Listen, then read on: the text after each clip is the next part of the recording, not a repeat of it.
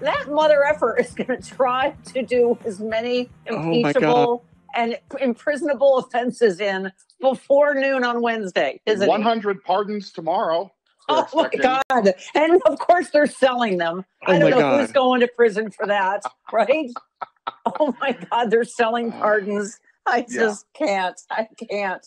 Oh, and Rudy? Has Rudy actually finally said, it turns out I'm not going to be his attorney because I guess I'm a witness. Or yes, you're implicated. You're going to the same prison. So Rudy was going to, his defense was going to be that the election fraud claims are true. Right. And so he didn't incite anything because whatever. So I don't know. Then he decided maybe,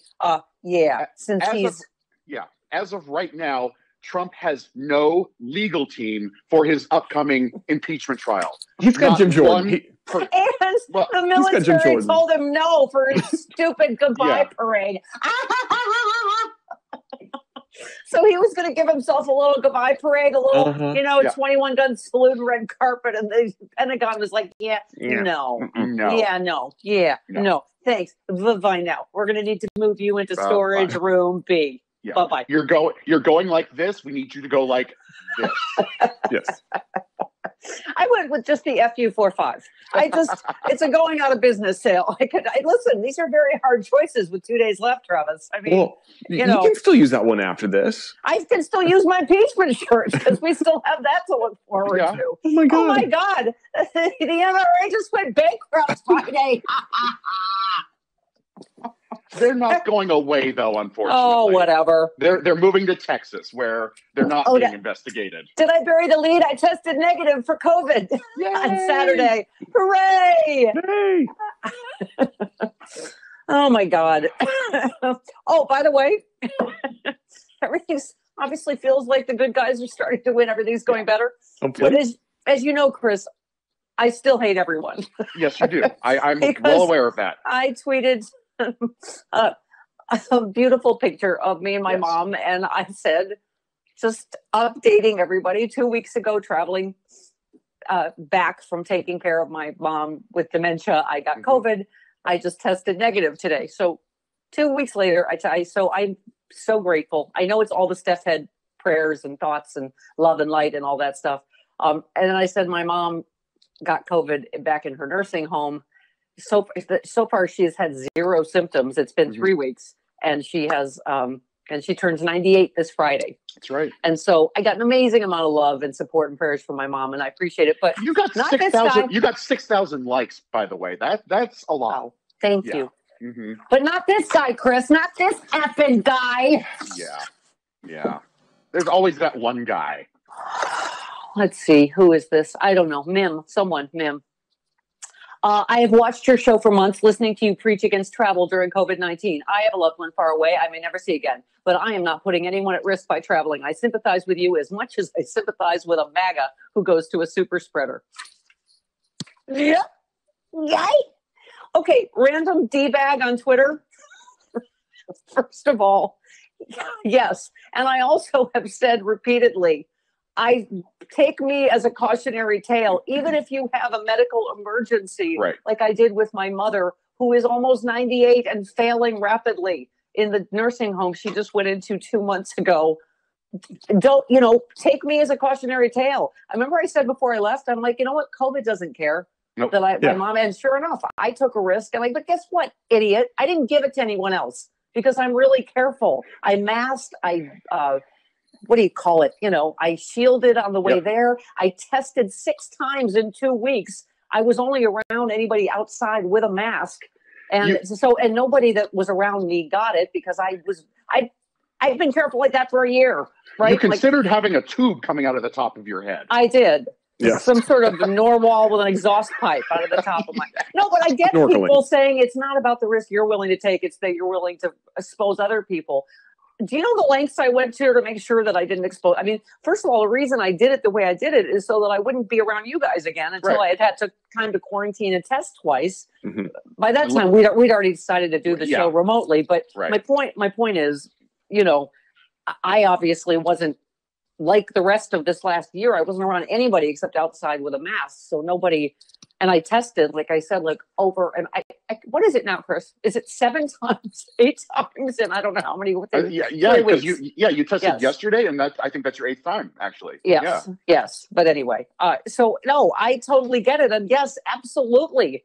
I have said, and then someone else is like, posting pictures of you biking hurts your credibility that you haven't left the house for you.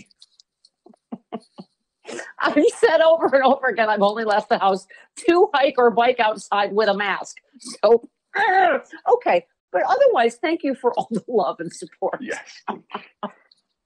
But my mom, I don't know how about those genetics. No symptoms. That's awesome. 3 weeks in, and she just got her first vaccine shot yesterday. Good for her. So I don't, knock on wood, thoughts and prayers. But as you said, Chris, I'm sorry, but it made me feel like my decision was the right one, because that's the clock I was racing personally. Was she's in a nursing home? When is she going to get COVID? When is she not going to know who I am anymore? Right. She is failing rapidly, mentally, physically, emotionally. So I took a risk and I paid the price. No one else did. And as I've said to you guys, and I'm, was already busy praying for you, and I'm a really lapsed Catholic girl. But, the fact that all of you guys have come through this, and I don't believe in prayer, so thank you. I know. I believe in love and light or whatever. Yes, but no, we're all, I think, very, very lucky. And so, again, and my smell and taste is even coming back a little, Travis. Oh, good. I mean, a little bit. Yeah. I can smell like eucalyptus or taste, vinegar sort of, but all right. Hey, you know what? Every little bit helps. Exactly. I'm still dealing with this post-COVID fatigue thing, and you got in a car accident this weekend, because 2020 is like that bitch from Alien. Alien is 2020 is like, get away from me, you bitch. Yeah, I know you're fine. So yes, I called you right after it, which was you called me as I was waiting for the tow truck, and I'm like, I can't really talk now. This is not a good time. Yeah. We were making preparations for Sexy Liberal this Saturday. I was like, did you get all the footage? Oh, I'm sorry. Okay, I'll call back. But I'm fine. And the car's getting fixed. So okay. Yes. All right. It's been that kind of 4 years, hasn't it? We're like, yay, oh. And now, Travis, you and I have been talking about, I am, as I keep saying, I've been terrified. I'm terrified about this inauguration. We're trying to get Sarah Kendzior on, because she's, of course, just the right level of alarm and is usually right. Yes. And listen, I get it. Like, we should go ahead, not cave to the bullies or the terrorists, and, do what the American tradition is. On the other hand, who cares? We're in the middle of a pandemic, right? It was going to, a lot of things are going to be different everywhere. Yeah. The DNC was virtual. We're in the middle. They're obviously screening all of these troops because they're afraid of an inside attack. Why don't we just do it inside? Who cares? Make it all virtual. Like, Kyle Griffin is the first one that tweeted, more from the AP. U.S. defense officials say they're worried about an insider attack or other threat from service members involved in securing Joe Biden's inauguration, prompting the FBI to vet all 25,000 National Guard troops coming into Washington for the event. And this is what I said. It's the day after tomorrow. Do we have time? We just went through. We're in a pandemic. We're like in the midst of, still the fallout from this. Mm-hmm. The FBI has assured everybody that they can vet all 25,000 troops in time for Wednesday. So I guess, but why are we risking it? Why are we risking anything? Doesn't your car accident, Chris? It's like we're just like, yay! Now that I tested negative for COVID Saturday, I'm probably going to get Ebola tomorrow. Like, this is just the way it's been. I think Biden said that he at least just wants to make an appearance outside. And I think that is important. If the rest of it is done inside, that's fine. But if he just makes an appearance outside, I think that's more than fine. Yeah. Remember all of us when Obama got out of his car at the first inauguration? We're like, no! Oh, God. No. Oh.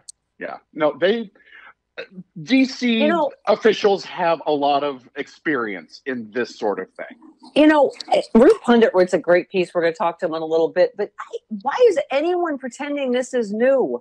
Donald Trump has been inciting violence. And by the way, I'd forgotten, hadn't you? Caesar Sayoc, the guy who mailed bombs to all the Trump, the Trump targets, and liberals or whoever, the Democratic lawmakers, the guy that in Texas that shot up in El Paso was totally motivated by Trump and Trump ideology. The guy in who am I thinking of? The other the synagogue shooter, absolutely Trump rhetoric and Trump talking points. Like, this is not new that we have had violent tragedy incited by Donald Trump. Am I wrong?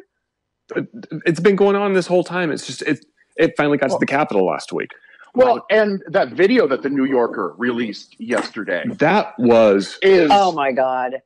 Oh my God. Oh, and how about, and you're going to let makes it a lot worse. You're going to let Ted Cruz go sit there? They're like, oh, I think Ted Cruz would want us to be doing this. And oh my God. And I thought, like, if you thought, will any of this make them be any less awful, the Republicans? And the answer is no. From Lindsey Graham blaming Nancy Pelosi for the riots. What number is that? I think it's like 13. 13, Sean, 13. To see people come and take over the Capitol, the House and the Senate, beat officers, defile the seat of government. How in the hell could that happen? Where was Nancy Pelosi? It's her job to provide Capitol security. We'll get to the bottom of that. What? She was almost getting lynched like Mike Pence. What do you mean, where was Nancy Pelosi? Oh, my God. I can't. They have no shame, right? None. And he's arguing against any accountability for Trump. Stop impeachment. Now, I love that Joe Biden's their daddy. Well, he's just got to stop this now. We just got to have unity. We just can't possibly. I mean, you cannot just say, oh, one armed insurrection to kill 5 people. We'll let that one go and let's just move on. And I mean, it's insane. Yeah. That New Yorker video puts a lie to everything Lindsey Graham just said. Oh, my God. Okay, first of all, has anyone else had really enough of the furry Viking yelling guy? Well, yeah. Way too much. And his mother said that he's a quiet guy. No, in that New Yorker video, he's standing up in the gallery just making loud guttural noises. That is not a quiet person. And then pawing through everybody's paperwork and the inner workings of our government. Did I hear that someone stole Nancy Pelosi's laptop and tried to steal it to the Russians? Tried to sell it to the Russians. That person didn't succeed, though. And now we're looking at, foreign money funding some of this. I mean, we are going to, one Republican that voted against impeachment said, I fear that facts coming out are going to put me on the wrong side of history with this. No kidding. Yeah. No effing kidding. Yeah. Right? I mean, it appears that Lauren Boebert lied that she didn't give a Capitol tour when it appears she did the day before these people. Her press secretary also quit this weekend. Yes. Yeah. See, I wonder what could be wrong. But I mean, I just. Was she the one that was kicked off of Twitter as well? One of those no, that was Marjorie Taylor Greene. That was Veronica. That was Betty. It was Veronica. Betty, okay. Yes. Betty's the blonde. I mean, do you guys like wonder what is he going to do in the next how many hours? Right there. What is all this stuff that hundreds of pardons? They're putting in new people like with 2 days left. They're putting in which God knows what they're planning, right? They're putting in the guy who hid all of the transcripts in the server at the White House. That's the guy they're putting in at NSA. That's to keep those things hidden. Right. That's exactly what that is. Right. I can't even. There's a lot of people expressing a lot of fears as to what he might be doing up to in the next. First of all, for Sarah Kendzior, speaking of which, again. Things that are disturbing a day and a half before an inauguration.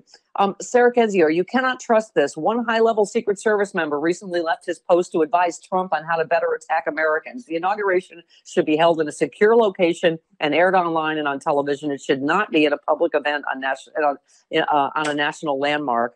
Natasha Bertrand, our friend, said news. A top official at FEMA, which has been assisting in preparations for the inauguration next week, took personal leave to attempt Trump's Stop the Steal rally on January 6th. It alarmed some staff who reported it to the IG and the FBI. I mean, we have a big problem that is going to last long beyond Wednesday, right? Yeah. And it is terrifying. Okay, and just because I like to be terrified more, I've asked to get Sarah Kendzior and Natasha Bertrand on this week. Won't that be fun? Hooray!